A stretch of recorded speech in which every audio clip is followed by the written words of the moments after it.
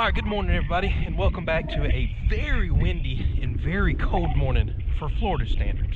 So today is an episode that y'all have been waiting on and asking about. We're gonna do something with all these gutter downspouts. So I hope y'all can hear me with all this wind, but we need to do something about this. This piping that I have hooked up to my gutters is temporary. So I've been scratching my brain on what I'm going to do to get the gutter away from the house. And you pretty much have three options that I can personally come up with to get water away from the house. Well, option number one is to kind of do nothing. A lot of people do this. So what they'll do is just leave the downspout, the metal piece right there, let it run out into a flower bed and call it good. But there is two big concerns that I have with doing that. One, I don't want any erosion, this water coming off the house and washing away dirt from my foundation.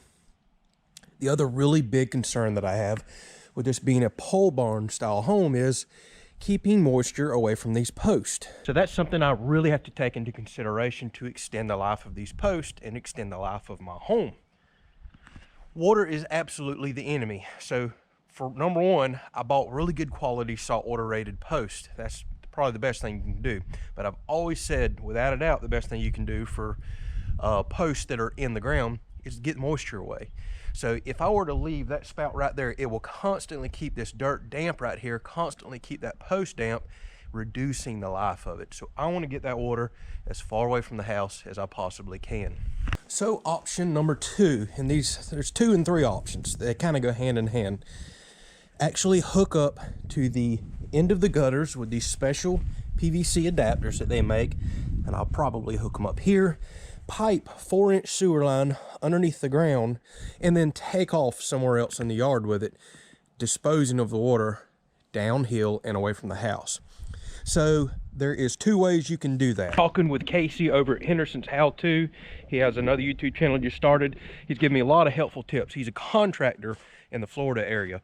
So if you are in a situation to where you don't have a big yard like we do and you can't run the water somewhere, what you could do is actually run piping out to here, dig you basically like a French drain in the ground, dig swath, fill it full of gravel, and then put corrugated pipe in that long ditch that you run.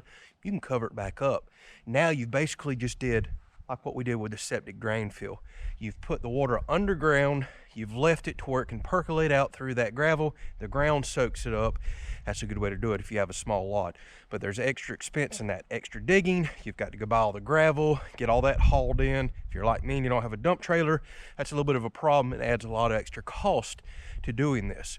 The other option that we have, since we have such a big yard in an area that we're not really going to use much over there now because septic's there, I can actually pipe all these gutters downhill, and I keep calling it downhill. It's actually 3 foot of elevation change from this corner down there, so there's no way water is ever going to run back.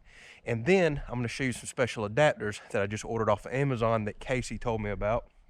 We can pop up and discharge the water down there, and we're very blessed here. We have extremely sandy soil out in that area, and it drains quickly. So any water I discharge down there will puddle up only while it's raining, and it's gone literally a few minutes after the rain stops.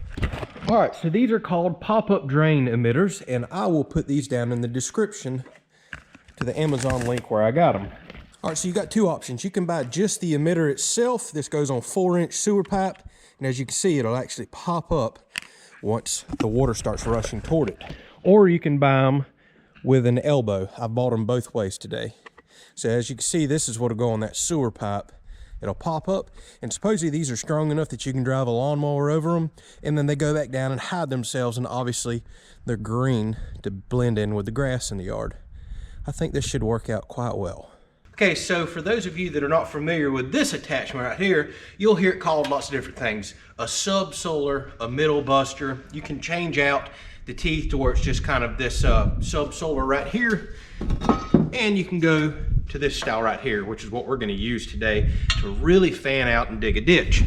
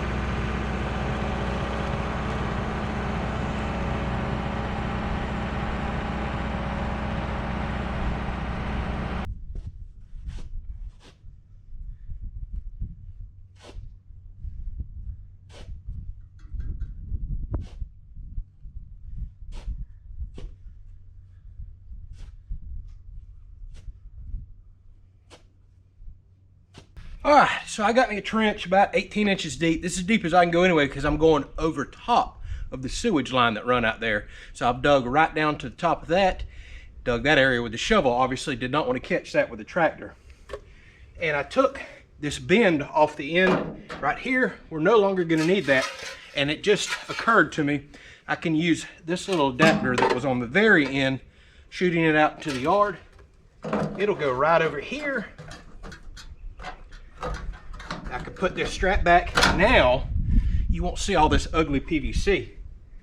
I'll put this adapter on and it'll be just beneath the dirt. I think that'll look perfect. Then I'll go down to a hard 90. I'm actually noticing I'm short. I'm gonna have to get a few more of those, and we can shoot it right out into the yard, running the pipe there. Now I dug this first trench just to kind of figure everything out. I'm gonna have to go back and mark off and dig my long trench first, which will cave this one in some. Right now I'm just in figuring out mode, trying to see what it is that I want to accomplish here. All right, so here's where things get really interesting. I have to start tying in these Ys, and the reason I went with a Y instead of a T is for a nice gradual slope in and downstream. You always want the Y pointing in the flow or the direction of flow. So that means I've also got to put a 45 on it, so that starts spacing everything out. I've got my pipe connected. I think I want to come out 20 feet like you see, and I have to roughly guess where I want this pipe to come in, this one to exit, and then I'm also going to tie into that other gutter on the back side of this Y. So it'll look like this. So I'm trying to make a mark here in the sand, because keep in mind, I think I'm going to dig one trench, but just make it extra wide, make several passes. And right here coming alongside this one is going to be the other two gutters. I'll just put a Y in further downstream, tie them into a single 4-inch pipe, and we'll have two 4-inch pipes heading out behind you right here. So I need to mark all this and get it relatively accurate. When you're going to get 45s, 90s, well, we're making 90 degrees. To match up, you got to be relatively exact or the pipe does not want to fit in. So I think the best thing to do is drive some stakes down, pull a string.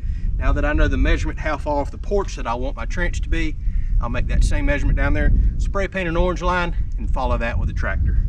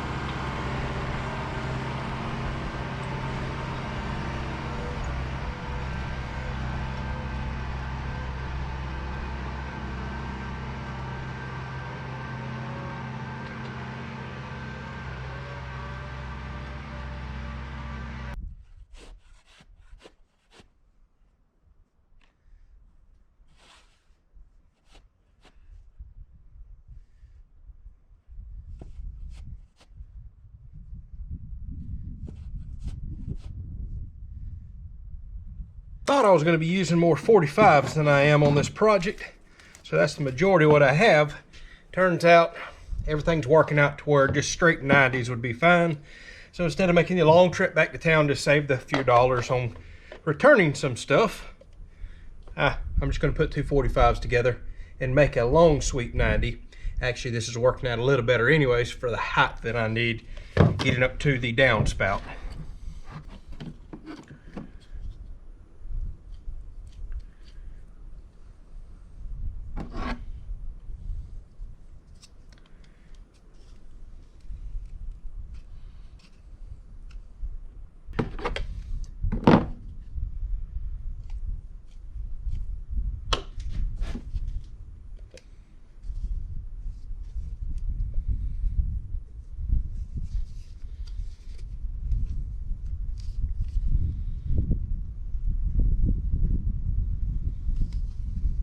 Tell you what, y'all know how much I have been wanting a DeWalt Sawzall. For things like this, it would be perfect for. But keeping with the recent theme of we're going to save a little money and not buy everything that we want for the house and tools, I still can't get over how well this multi-tool works, even for cutting big PVC like this.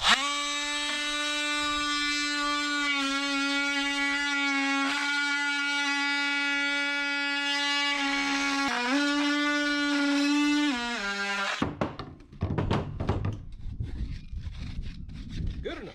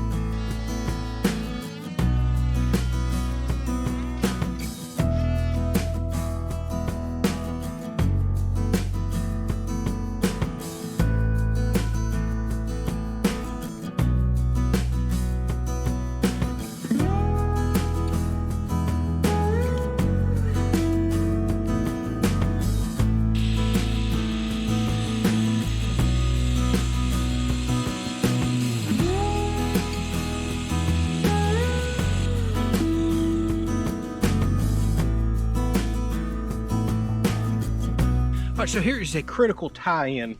I've got a pipe coming in to this second header that I'm running, and that's why I purchased a Y. On the end, I glued a 45. That Y gives a nice sweep and good flow like I was explaining earlier. So I'm gonna get this on this piece of pipe, whoop, that direction right there, tie in, and then we're getting toward the end. Just finish out the two headers down there for the pop-up.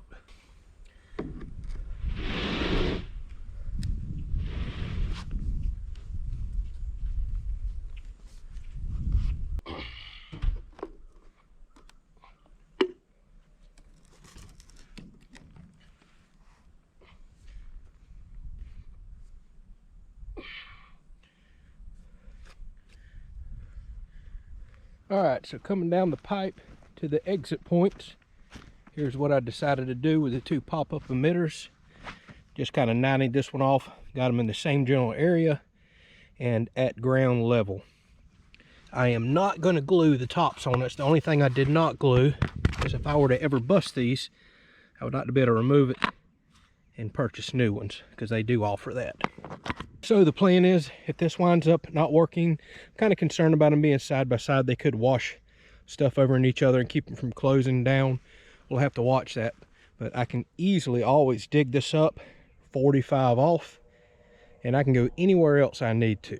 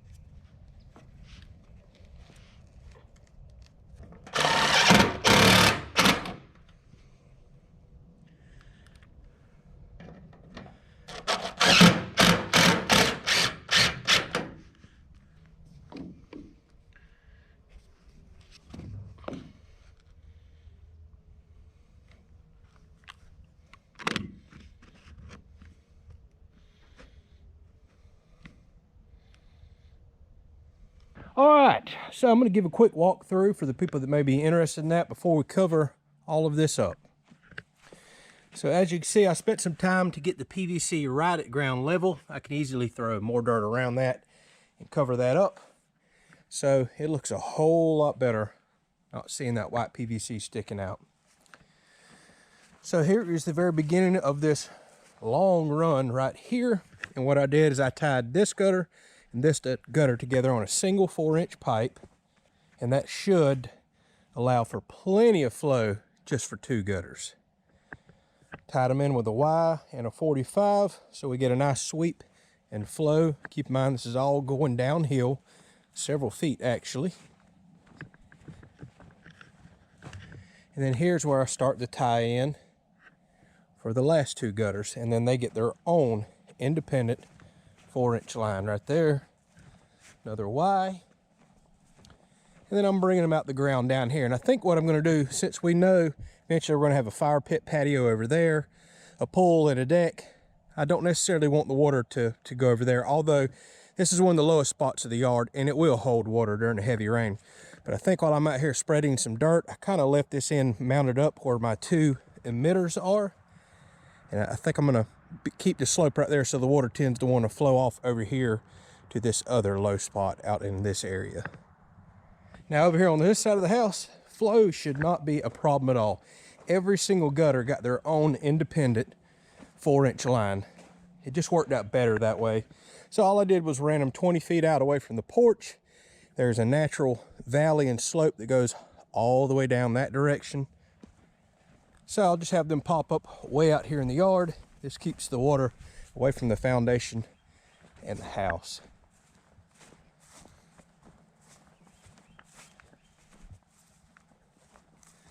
And the last one back here, I just ran out a few feet because the natural dip of the land is right here and flows that direction.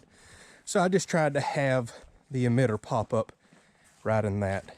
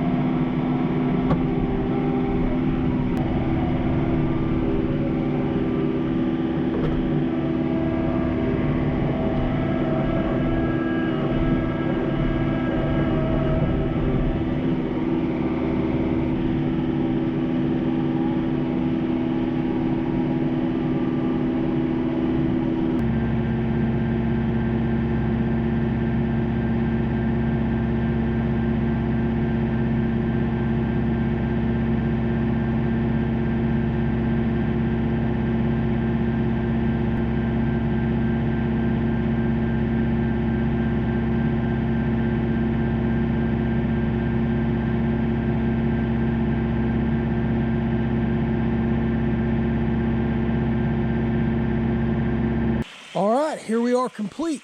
I decided to go ahead and run a hose up over into this gutter right here. I've got it filling the pipe up. We're going to go down here and see if the little emitter pops up and out and gives us some flow here. Obviously that's not a tremendous amount of water, not compared to a rain shower, but it's curious to see if this stuff will work.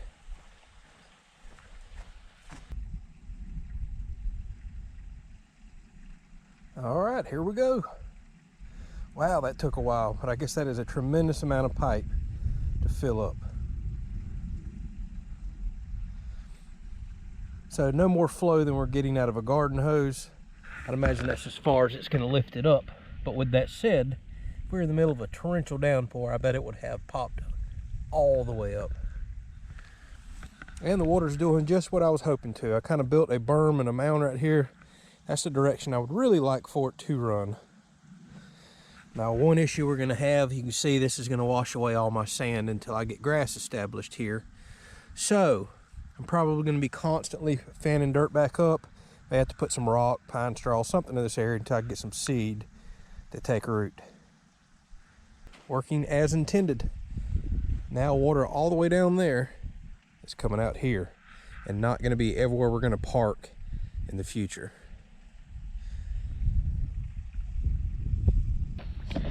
All right, as far as these other side goes, they're nice and covered up now, and these hid really, really well. I mean, look at these emitters right here. Once I get grass growing around this, you're not even going to see them. Now, I may occasionally have to come out and clean debris out of them or trim grass that could grow over in them.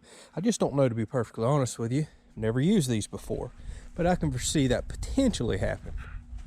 And these are low enough that the lawnmower absolutely will not hit them. And then this one over here, that's the last one. We'll get these cleaned off and functioning. All right, well, hopefully you enjoyed this episode. A lot of y'all asked about this and we're very curious about how to do it. Again, there's so many ways you could do this. This isn't necessarily the correct way for everybody, maybe not even for me, but with the tools that I had, the knowledge that I had working with PVC, this seemed like the right logical choice. Plus, we have a huge yard to drain this off, so I don't need a French drain and rock and everything else. Just not needed at all. All right, well, thank y'all so much for watching. Give it a thumbs up if you enjoyed the video. Don't forget to subscribe to the channel for more home stuff like this. We've got a lot more videos coming.